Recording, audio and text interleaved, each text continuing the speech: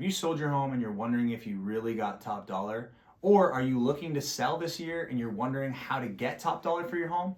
I'm Pat with the Real Estate Group, and super quickly today, I'm gonna go over a couple of the key factors to know you maximize the sale and got the most amount of money for your home. First of all, I think there's one percentage that tells you whether a realtor is good at their job or not. And there's one percentage that tells you if you maximize your sale or not. It's the list to sale percentage. How much did the realtor get based on what the asking price of the home was? Logically, if you list a home at 600,000 and you get 600,000, you get 100% list to sale percentage. I think the realtor did a pretty good job. More important question is, how do you do that? There's three things that contribute to getting the most amount of money for your home.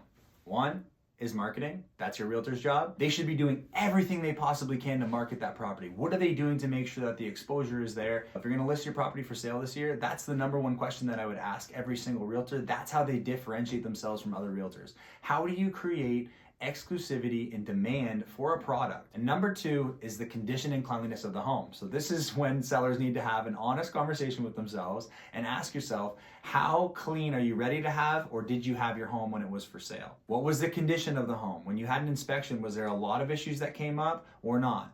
You got to make sure that these things are on point. Everything about getting top dollar is about eliminating as many objections from a prospect as possible. And the third thing that contributes to getting the most amount of money every single time is price. Well, how do you know you had the right price? It's not about pricing your home.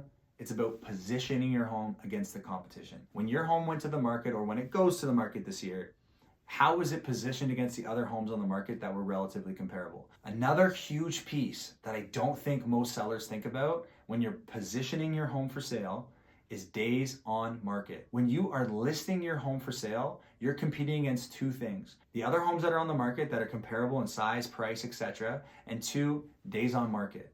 There is two things that every single prospect sees when a property has been on the market too long. One, they say, what's wrong with the property? And two, they ask the realtor, how low can we lowball these people? When you're sitting down with your realtor and you're talking about positioning against the competition, the biggest thing you need to look at is where the comparable sales sit as far as actual solds go and how long they took to sell. So it's important to know what's on the market now that you're going to compete against, but more importantly, I'd always say I don't care what people ask for their home, I care what they get.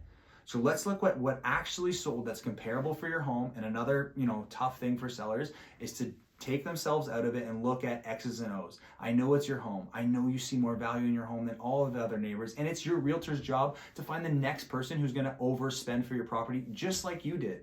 I need to find the next person who's going to see more value in your property than all the other competition. But we need to look at this for as far as pricing and positioning goes at X's and O's. Does the other properties have finished basements or not? Do they have garages or not? What do you have that they don't, and what do they have that you don't? And then most importantly, how long did it take to sell those properties?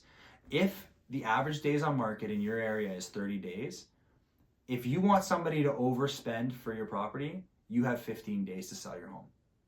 It is so crucial to get your pricing to where it is in those first 15 days. And my best recommendation would be to list it at day zero at the price that's most competitive. So whether you already sold and you're wondering if you got top dollar, or you're looking to sell this year and you want to get top dollar, it comes down to those things.